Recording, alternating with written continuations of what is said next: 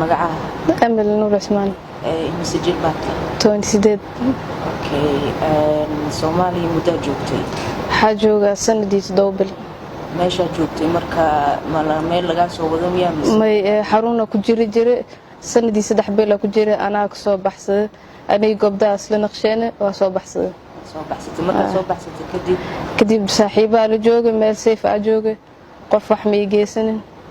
okay waxaa la sheegay in maxaan ku radaa lagu afduubtay oo ciidamo saraakiil iyo askar dib ku geysteen ciidamo la xiriirtay ama dib ku geystay ama wax ku sameeyay ma jiraan ciidamo la xiriir ma jirto qof dib ay geystay ma jirto hadda waxaan jeclaan lahaa inaan laabto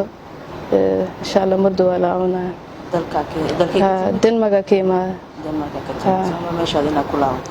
family nu ku joogaan meesha my family inta ay joogaan qaarna xagga ay joogaan adoo hadda happy oo faraxsan oo ku qanacsan baa laabanaysa insha Allah